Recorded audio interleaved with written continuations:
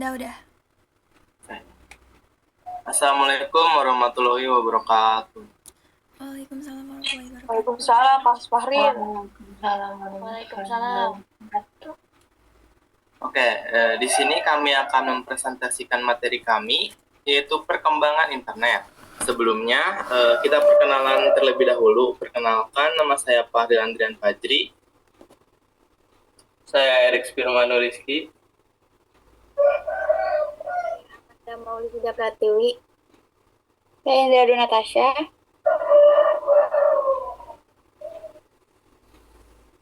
Saya Nesia Krisvani. Saya Ayu Tripuspitasari. Oke, baik. Langsung saja kita masuk kepada materi.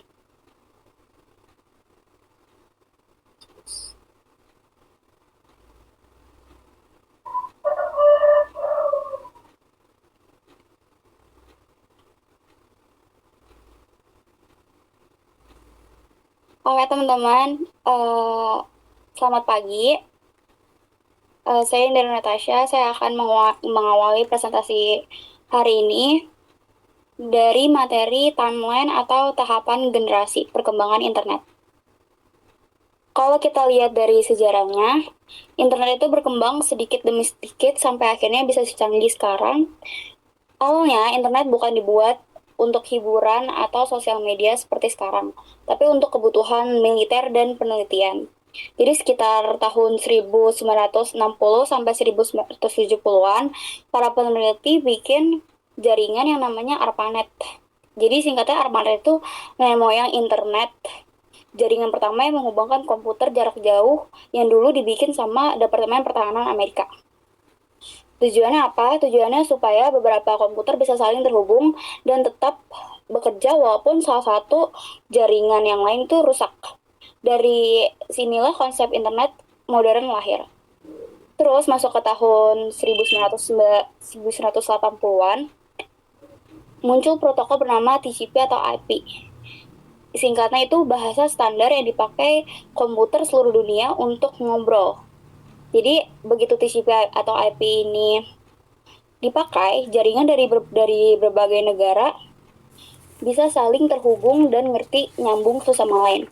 Ini pokoknya titik penting banget karena tanpa protokol itu internet nggak akan bisa berkembang secara global kayak sekarang. Lanjut ke tahun 1990-an, lahir World Wide Web atau Triple W. Nah, ini adalah momen besar yang membuat internet jadi lebih gampang digunain. Sebelum Triple W ada, internet isinya tuh teks semua dan pakai perintah ribet. Setelah Triple W ada, orang bisa buka halaman web yang ada teksnya, gambarnya, hyperlink, dan tampilannya jauh lebih enak dilihat. Masuk awal 2000-an, internet berkembang lagi dengan hadirnya koneksi broadband. Ini yang bikin kita nggak lagi dengar suara tutit dial-up. Internet jadi lebih cepat, stabil, dan bisa dipakai untuk kegiatan baru seperti streaming, download cepat, sampai video callan. Selain itu, sekitar tahun 2010-an, mobile internet lewat 3G dan 4G mulai mendominasi tuh. Ini yang bikin internet ada di tangan kita 24 jam sehari. Dari HP kita bisa chat, buka maps, belanja online, dan lain-lain. Nonton video juga bisa, bahkan sampai kerja kan. Internet bukan lagi sesuatu yang bisa diakses lewat komputer aja. Sekarang perkembangan internet udah masuk era super cepat. Fiber optik ningkatin kualitas jaringan di rumah dan teknologi 5G kasih koneksi yang jauh lebih cepat dan stabil. Kedepannya internet bakal dipakai bukan hanya oleh manusia, tapi juga perangkat-perangkat pintar seperti mobil otomatis, kamera AI, kulkas smart, sampai sejauh robot industri. Mungkin boleh next slide.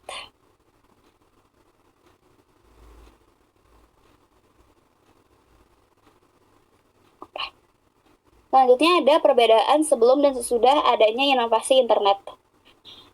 Perubahan yang dibawa internet itu bisa banget terasa hampir di semua aspek kehidupan kita. Dulu, sebelum internet berkembang kayak sekarang, komunikasi jarak jauh itu lama dan terbatas. Kalau mau kirim pesan, kita harus lewat surat atau telepon rumah. Mencari informasi juga susah, harus ke perpustakaan atau tanya orang yang ahli kan. Nah, tapi setelah internet berkembang, semua jadi jauh lebih cepat dan mudah. Pesan bisa terkirim beberapa detik lewat chat, email, atau video call. Informasi apapun bisa dicari di Google tanpa harus keluar rumah. Perubahan ini benar-benar mengubah cara kita belajar, bekerja, sampai kita berkomunikasi satu sama lain. Begitu juga dengan hiburan, dulu kalau menonton film tuh harus ke bioskop kan, atau kita beli DVD dulu terus kita koleksi satu-satu. Sekarang tinggal buka YouTube aja gampang, atau Netflix. Musik, game, film, semuanya bisa diakses online kapan aja, mau yang ilegal ataupun non-legal. Dunia hiburan juga jadi sangat amat fleksibel pokoknya. Inovasi internet juga mengubah cara kerja. Dulu sebelum kerjaan harus dilakukan di kantor, dulu semua kerjaan tuh harus dilakukan di kantor, pakai dokumen yang numpuk-numpuk di atas meja. Sekarang kerja tuh bisa jarak jauh lewat email, cloud storage, dan meeting online. Bahkan banyak pekerjaan baru muncul gara-gara internet, kayak content creator, digital marketing, programmer, dan lain-lain. Teknologi baru seperti fiber optic dan 5G juga bikin kualitas internet makin meningkat drastis. Kalau dulu kita butuh kalau dulu kita butuh jaringan yang stabil dulu baru kita bisa buka internet.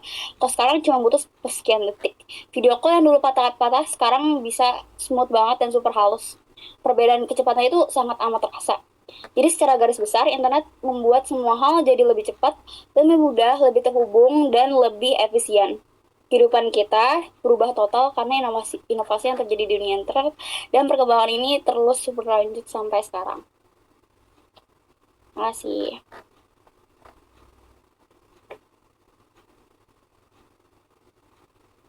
Boleh selanjutnya saya kembalikan ke moderator.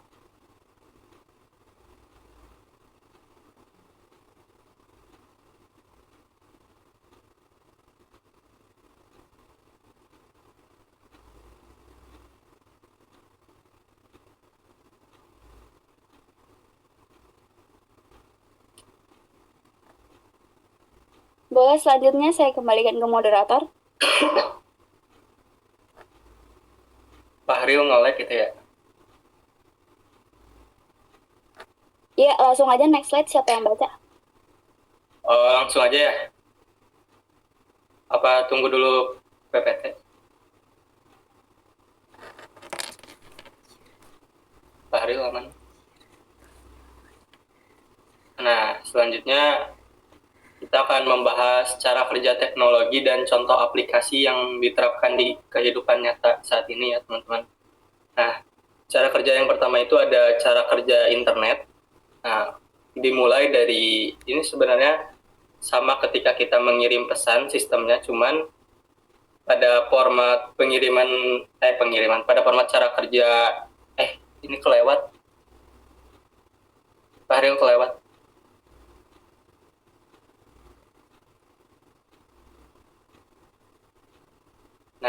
Cara kerja internet ini dimulai dari device pengguna ya, baik itu laptop, komputer, handphone. Nah, setelah dari device ini mengirimkan kepada router atau WiFi dan BTS.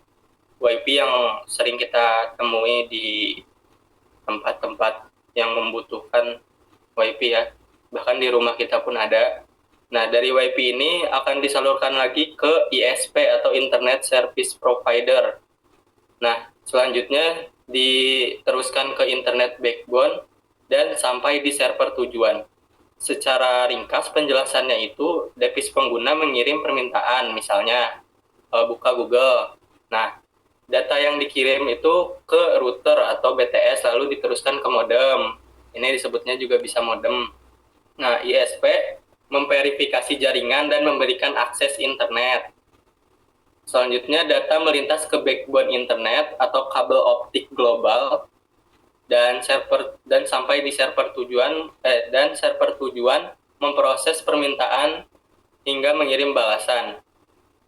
Lalu akan menghasilkan output balasan kembali ke device pengguna dalam bentuk halaman web atau konten aplikasi. Selanjutnya yang kedua ada cara kerja jaringan 5G. Nah, sama sistemnya ini dimulai dari device 5G karena tidak semua device bisa menggunakan jaringan 5G, hanya device-device tertentu yang sudah support gitu ke jaringan tersebut. Selanjutnya dari device 5G ini kan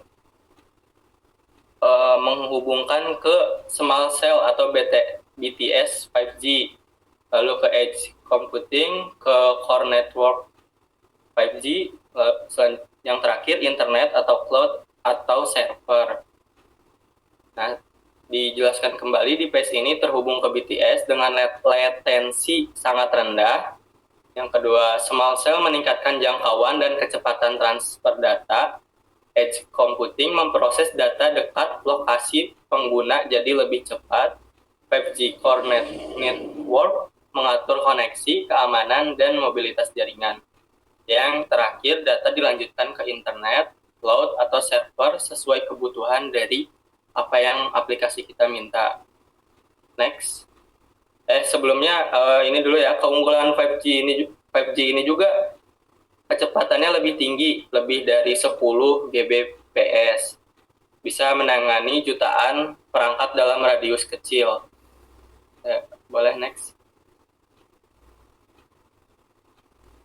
Selanjutnya ada cara kerja Big Data. Sama juga, ini dimulai dari data mentah, lalu ke data collection, selanjutnya ke storage, Hadoop atau cloud, selanjutnya ke processing engine, data analis, dan yang terakhir visualization and ini nggak kebaca, and decision marking. Bentar. Nah, data mentah ini berasal dari sensor, media sosial, transaksi, log aplikasi, dan lain-lain. Yang selanjutnya data collection mengumpulkan data dalam jumlah besar secara real time. Nah, data ini disimpan dalam Hadoop, cloud storage, atau data lake. Yang sistem seperti Spark memproses data tersebut dengan sangat cepat atau dengan cepat. Nah, data analisis menggunakan AI atau ML. Analisis ya. Dan yang terakhir, hasilnya ditampilkan dalam dashboard untuk pengambilan keputusan. Nah, contoh aplikasi yang kita gunakan dalam kehidupan sehari-hari ini, yang pertama ada Google Maps. Nah, internet itu berperan mengupdate lokasi dan rute Big Data untuk memprediksi kemacetan secara real time. Ketika kita mau pergi kemana, itu kita bisa menggunakan teknologi Google Maps untuk mengetahui rintangan-rintangan yang ada pada jalan saat itu. Jika ramai itu kan kita melihat berwarna merah ya. Jika tidak terlalu ramai itu kalau nggak salah kuning ya. Nah, selanjutnya jaringan 5G ini membuat proses navigasi menjadi lebih cepat dan akurat. Pada aplikasi selanjutnya ada TikTok, menggunakan Big Data untuk menganalisis preferensi video pengguna. Internet dan cloud digunakan untuk streaming dan upload video. 5G mempercepat upload atau streaming video HD tanpa buffering. Nah, yang terakhir itu ada Shopee atau Tokopedia, menggunakan Big Data untuk memberikan rekomendasi produk. Internet digunakan untuk transaksi dan pelacakan pengiriman, dan 5G mendukung pengalaman belanja lebih cepat dan stabil. Sekian, terima kasih. Kembali kepada moderator.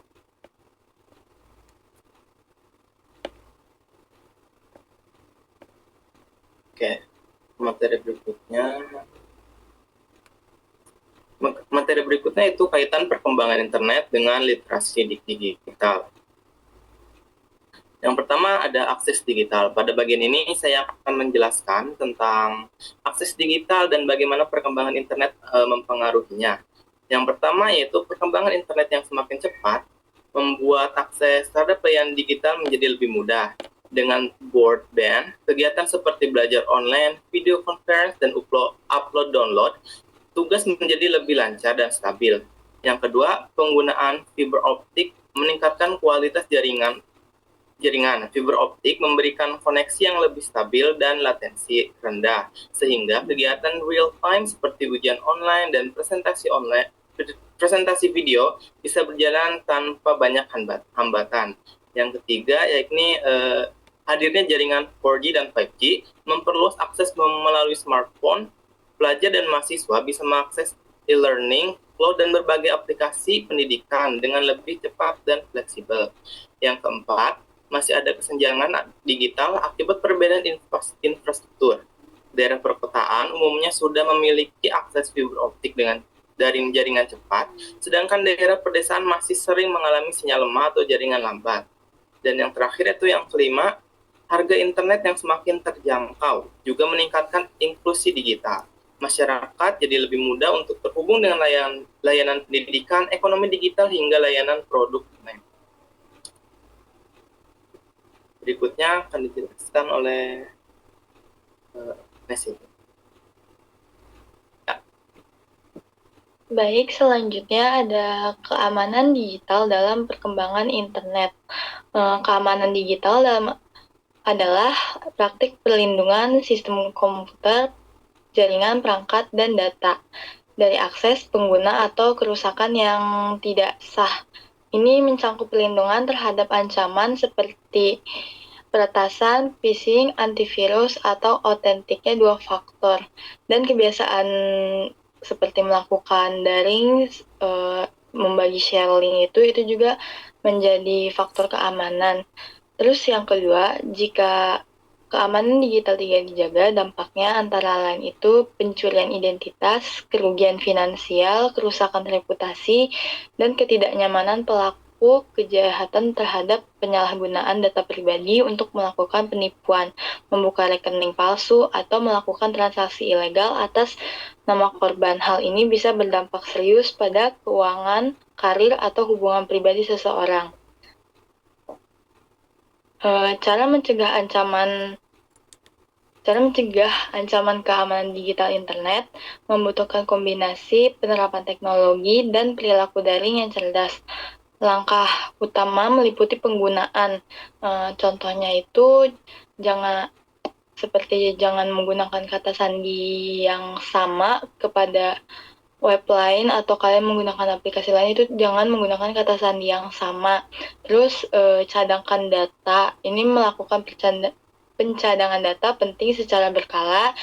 Ini akan membantu untuk memulihkan informasi jika ada file penting, dokumen penting, dan enkripsi data sensitif. Terapkan enkripsi untuk melindungkan data sensitif yang pokoknya kayak file penting itu bisa kalian bikin jadi kayak kode rahasia. Mungkin slide selanjutnya, moderator.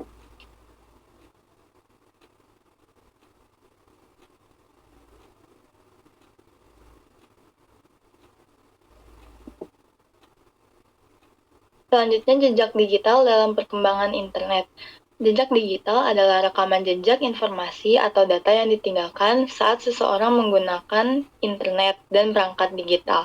Termasuk apa yang hari ini kita lakukan, yaitu Zoom, secara sengaja, jejak aktif seperti rekaman mungkin yang kita lakukan hari ini. Terus yang kedua ada jejak digital memiliki dampak positif dan negatif. Dampak positifnya itu perubahan peningkatan reputasi online, kemudahan komunikasi dan akses informasi secara peluang karir. Sementara itu dampak negatifnya meliputi resiko pencurian identitas dan penipuan, potensi cyberbullying. Terus untuk mengatasi dampak jejak digital kelola dalam kebijakannya itu membatasi informasi dan menjaga privasi akun, dan himbauan juga buat teman-teman ya, kayak membagi share link ke grup atau ke orang itu mungkin bisa secara private chat, karena nggak semua itu harus terbagi ya, karena itu juga akses dalam jejak digital. Jadi di sisi lain juga untuk memanfaatkan jejak digital secara positif, digunakan internet untuk kegiatan yang bermanfaat, membangun reputasi positif untuk tujuan konsisten antara aktivitas daring dan luring. Mungkin saya kasih ke moderator untuk selanjutnya. Oke, terima kasih. Materi berikutnya akan dijelaskan oleh pemandangan.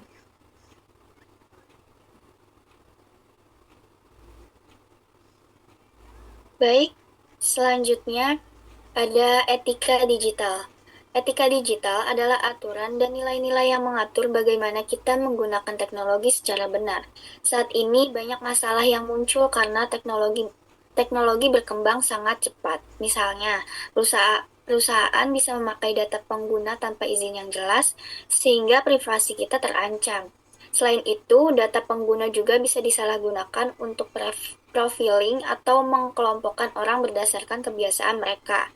Internet yang sangat cepat juga membuat hoaks dan misinformasi mudah menyebar, sehingga masyarakat lebih perlu berhati-hati sebelum membagikan informasi.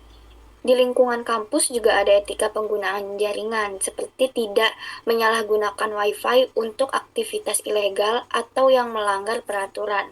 Dengan memahami etika digital, kita bisa menggunakan teknologi dengan lebih bertanggung jawab, menghargai hak orang lain, dan menjaga keamanan sendiri.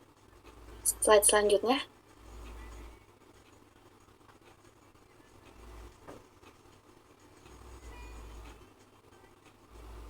Bahril, slide selanjutnya.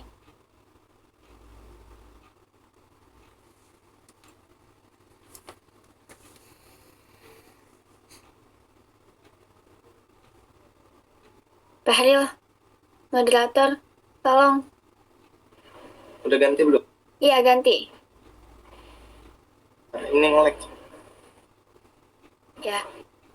Lalu, saya akan menjelaskan lagi tentang literasi data dan algoritma. Literasi data adalah kemampuan untuk memahami bagaimana data dikumpulkan, diolah, dan digunakan oleh teknologi.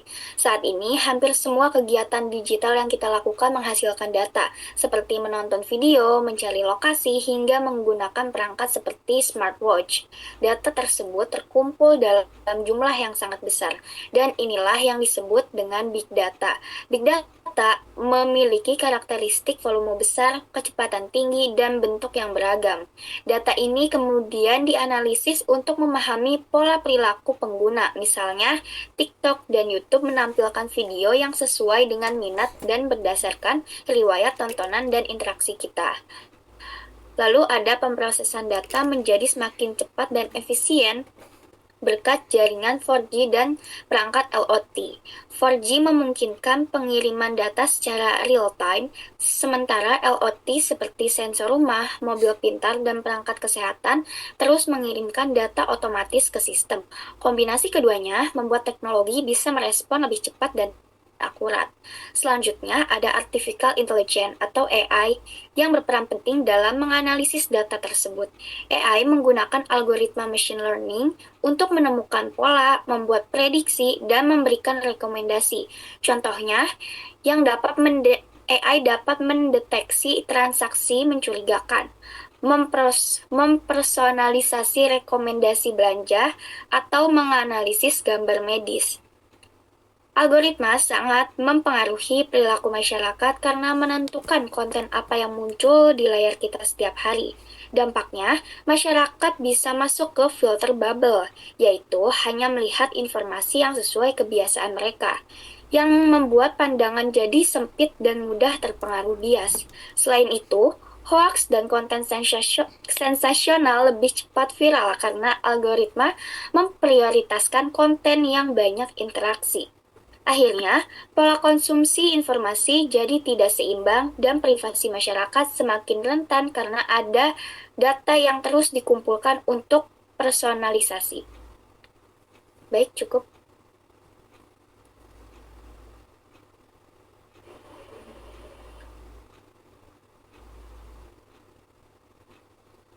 Oke, materi berikutnya akan dijelaskan oleh Rita. Baik, terima kasih moderator. Di sini saya akan menjelaskan tentang resiko dan tanggung jawab perkembangan internet serta tantangan yang dihadapi. Boleh slide selanjutnya?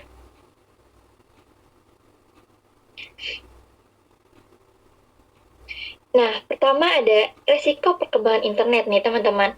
Yang pertama ada penyebaran hoax dan misinformasi. Nah, mungkin buat teman-teman yang tahu waktu zaman COVID itu pernah ada hoax tentang vaksin. Waktu itu pas kita mau dikasih vaksin, katanya ada hoax kalau misalkan si isi vaksinnya itu tuh apa ya, hal-hal yang berbahaya nih. Sampai waktu itu kan presiden kita yang membuktikan membuktikan duluan gitu kalau misalkan si kandungan dalam vaksin itu aman. Nah, yang kedua ada kerentanan terhadap kejahatan siber nih teman-teman. Nah, kalau misalnya teman-teman tahu, waktu 2021 sempat ada kebocoran data BPJS nih teman-teman. Nah, kasus ini melibatkan bocor yang mencakup NIK, nama, alamat, nomor telepon, dan informasi pribadi lainnya. Mungkin bisa teman-teman bayangkan ya, seberapa ngerinya kalau misalnya data-data pribadi itu bocor. Soalnya kan data-data pribadi itu bisa saja disalahgunakan oleh orang-orang yang tidak bertanggung jawab ya teman-teman. Nah, yang ketiga ada kecanduan internet. Oke, di zaman sekarang siapa sih yang nggak kecanduan internet? Kayak mungkin kebanyakan orang pasti kecanduan internet nggak sih teman-teman? Contohnya aku sendiri, kayak bilangnya mau belajar, tapi ujung-ujungnya scroll TikTok gitu. Oke, boleh slide selanjutnya?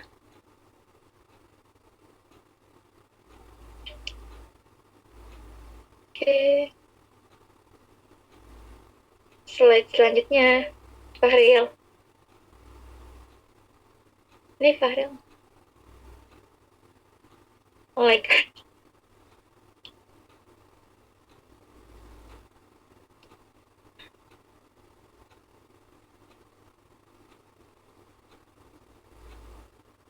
Fahril.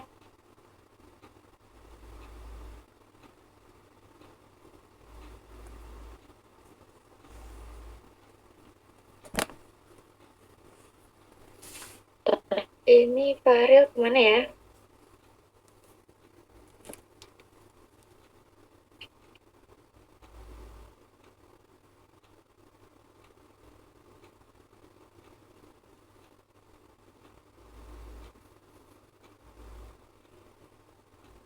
Oh, Ini gimana? dilanjut aja nggak? Ya, kasihan kelompok lain ya.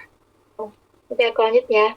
Iya. Terus yang kedua ada tantangan perkembangan internet nih teman-teman. Yang pertama ada peningkatan literasi digital di dalam masyarakat. Tantangan utamanya adalah membekali masyarakat kemampuan menilai informasi, menjaga keamanan data, dan beretika di ruang digital nih.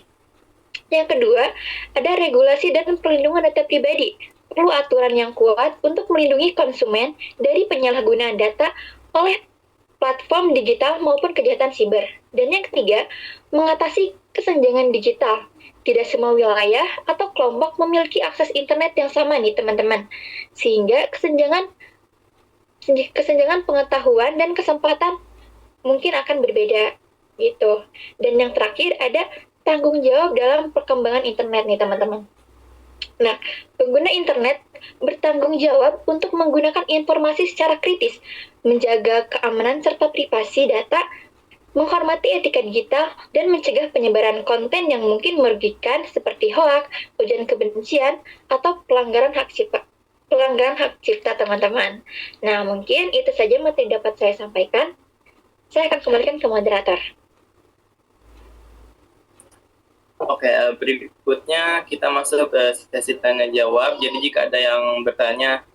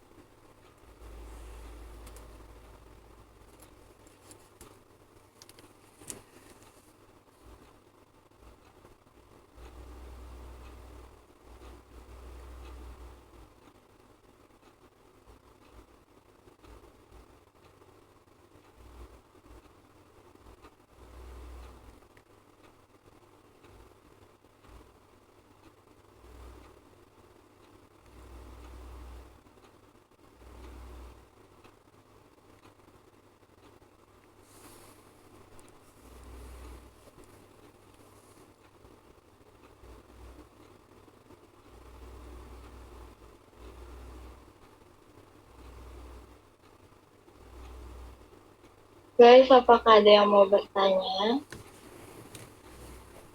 Saya deh, saya. Izin Oke, boleh tanya ya. Jadi bagaimana peran pusat data atau data center dalam mendukung ekosistem internet dan layanan digital? Terima kasih. Oke, terima kasih Ames. Terima kasih.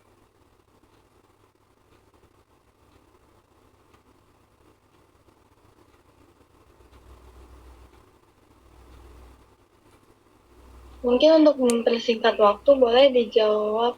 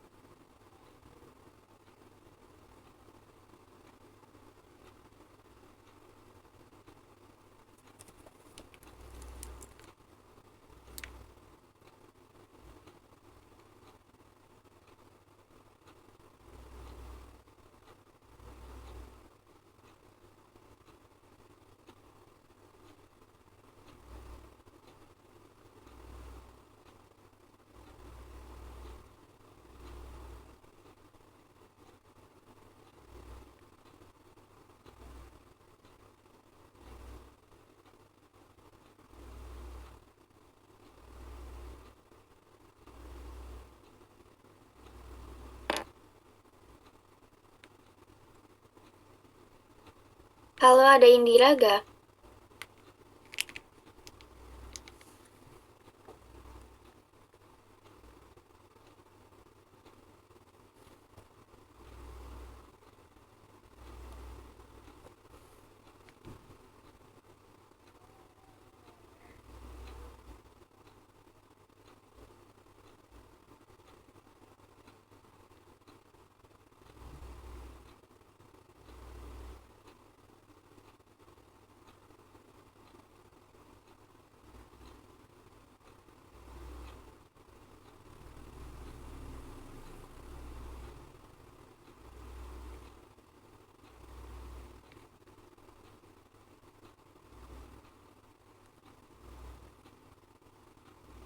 Oke, mungkin akan saya jawab ya pertanyaan dari Ames.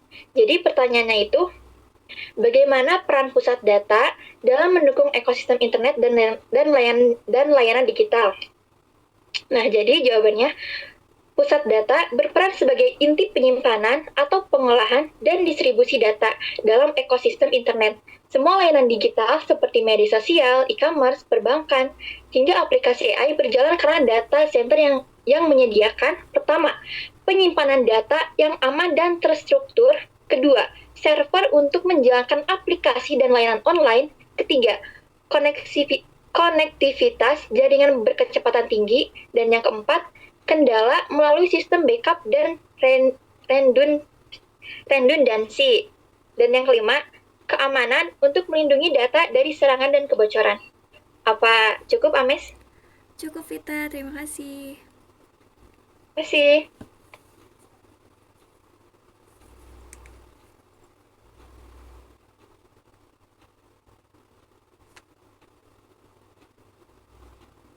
Mungkin yang bertanya udah nggak ada lagi dan sesi tanya jawab sudah. Karena moderator tadi ada konfirmasi karena katanya nge-lag Zoom-nya nggak gerak. Mungkin kita tutup aja ya. Baik, terima kasih buat teman-teman yang sudah mendengarkan Zoom-nya. Kurang lebihnya mohon maaf. Kami tutup. Wassalamualaikum warahmatullahi wabarakatuh. Waalaikumsalam warahmatullahi wabarakatuh. Terima Waalaikumsalam. kasih kelompok 1.